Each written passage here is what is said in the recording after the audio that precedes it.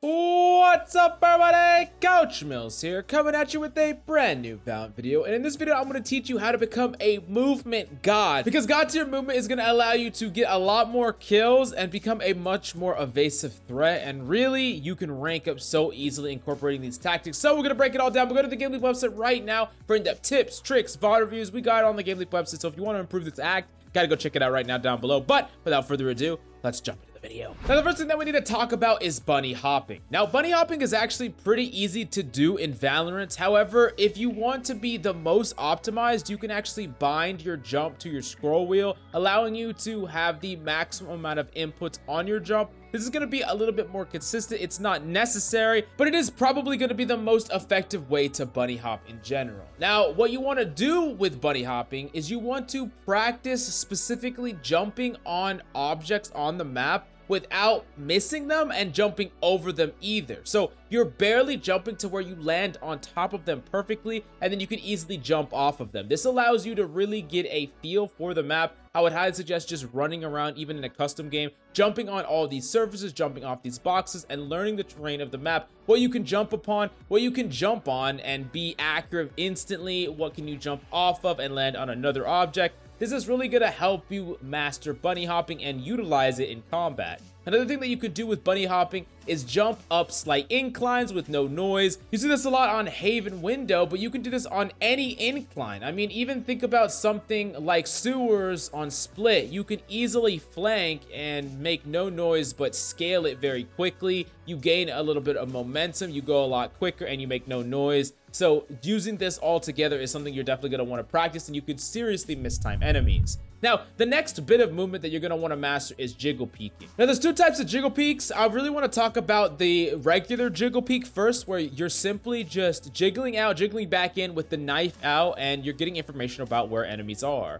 The great part about this jiggle peek is typically you're going to get some information that an enemy is there, they're going to fire and miss, or they are just not going to fire at all, but you know that they're there. And then you can swing out and pre-aim the spot that the enemy was at, which is going to give you that advantage because you have peeker's advantage and your crosshair is going to be right where the enemy is. If the enemy didn't move, it's going to be a really easy shot to line up. This is also why if you ever get jiggle peeked by somebody, you really need to move where you are. You can't move backwards or forward. You either need to move left or right, and typically you want to cut noise as well, because an enemy is going to swing out. Sometimes they'll even wide swing afterwards. And if you're standing in the same spot, they're pre-aiming with that peeker's advantage. You're just going to die very easily. Now, the next type of jiggle peeking is that jump jiggle peek. And this is a little bit of movement difficulty. It's going to take a little practice to perfect. And it's where you jump, jiggle at the same time, and pull back towards the open space. So if there's an open area on your left side, you push up to the wall, you jump out exposing part of your left side to the enemy, and then you pull backwards to the left. And if you're peeking from the other side, you do the same thing, but pulling backwards to the right really hard. And what this is going to do is this moves your body in a way to where you very, very briefly peek an enemy, and you're peeking them at the very top right corner where your head peeks out of the wall. Now, you do this mainly for oppers. It's a great way to take an angle from an opper, because oftentimes an opper will fire or you'll get information that they're there. This is really great to use, but you need to really look at your minimap when you're utilizing it, because oftentimes if you do this correctly, you're not actually peeking with your eyes, you're peeking based off either the enemy shooting at you and missing, or you're getting information off that minimap. And if you see an enemy there, and if the enemy shoots, you know they're an opper, you could use utility, push up. If you see an enemy there, then you can either make a play on them or you could push up with your team. So this is definitely something that you need to practice, but I find that you really, really need to put in the hours on both sides, because sometimes it's really easy to, you know, jiggle peek, jump jiggle peek from one side of a wall, but not the other, because you haven't practiced, you know, pulling down to the right as much as down to the left. So definitely make sure you practice both sides. You never know when you have to jiggle either or. Now, here's the next thing that we need to talk about when we talk about movement, and it's mastering whipping out your melee. And a lot of people think, hey, no, I know I need to whip out my melee, I go quicker, right? Well, it's really important to understand when you could whip out that melee and use it as a speed boost,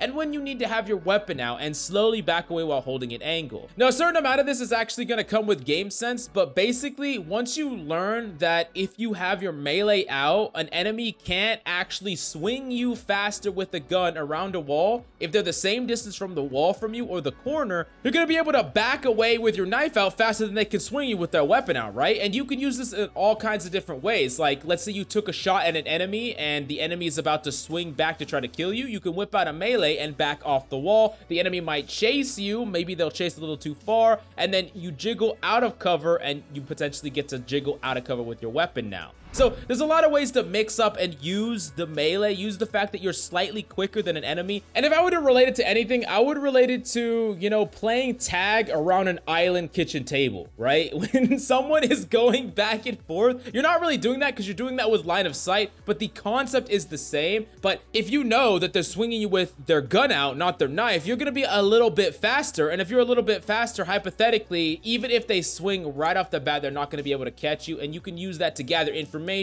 take a little burst at an enemy, and if you miss that burst, you can whip out your melee and run back out of LOS behind cover, and then you can jiggle back out with your weapon. There's just a lot of really crazy mix-ups you can do when you master when to whip out your melee and how that affects an enemy trying to potentially swing you when they have their rifle out. Now moving on to the next thing that you need to understand, there's a big difference between God movement and unnecessary movement, and often there is a really fine line that it's easy to cross. Now, sometimes the only way you're gonna learn how to master movement or really push movement to its limits is by limit testing. This is something that you can definitely do in quick play that I would highly suggest, where you move a little bit more than you need to and you see in what situations can it hurt you, in what situations did you pull off the appropriate jiggle. Maybe you jiggle too far in some situations, or you're bunny hopping unnecessarily when you don't know that enemies aren't lurked up. There's a lot of different situations where the movement can actually become a detriment if you're just doing it for no reason. You're not bunny hopping to get away from potential fire. You're just bunny hopping just to do it. You're bunny hopping just because it's fun. And there's definitely a lot of situations where it's better to cut noise instead of jump jiggle peeking if the enemies don't know you're there. So it's really a mixture of game sense, and then limit testing is the best way to figure out when movement is needed and good or when it's unnecessary. Now, the next thing that you absolutely need to know is that the more sporadic movement that you incorporate into your gameplay, the harder it is for you to aim your weapon. And this really means that recoil control can become very necessary. If you think about someone who just has some of the craziest movement around, definitely Sinatra, undoubtedly, he rarely uses the Vandal and he rarely relies on one taps, because when you move like that, it is very hard to rely on one taps. You're making your aim a lot harder, and instead, this movement makes you a lot harder to hit. And as long as you can convert on your recoil very consistently, you're going to be able to spray down enemies without getting one-tapped as easily. And that's kind of how he makes it work. But if we would compare his playstyle directly to someone like El Diablo, who uses a Vandal and very precise movements and very precise clearing, he's going to take his time and try to hit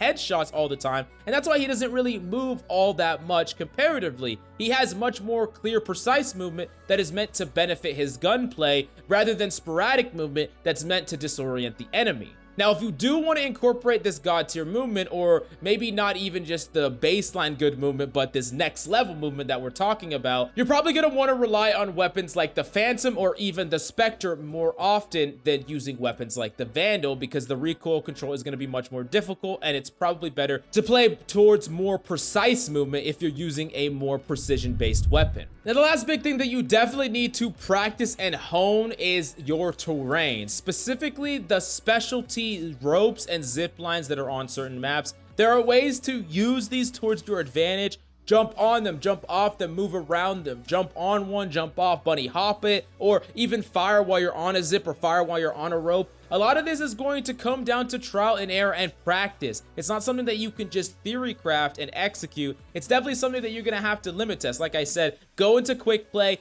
use these resources, use the zipline, even maybe you're not super comfortable using it. Try using it to get aggressive on the enemy. Learn how accurate you are when you're on the zipline. In what situations can you fire while you're on it? In what situations should you bounce off? And how should you exit the zipline? How should you use the rope to really mislead your enemy? Jiggling up, jiggling down, jiggling up, jumping off, reattaching. There's a lot of different ways to really mess with and overwhelm your opponent, but it's definitely going to come down to practice. And remember, just because it works against one type of enemy doesn't mean it's going to work against everyone. It's something that you're going to have to constantly update and learn depending on the rank you are and what works, and combining that with your mechanical skill as well. But if you have any big questions, definitely let us know down below. And of course, we have in-depth movement guides that are going to teach you how to become a god at movement on the GameLeap website. So you're definitely going to want to go check them out right now down below. But thank you so much for coming by. I really hope you enjoyed the video. I love your faces, and I'll see you next time, baby.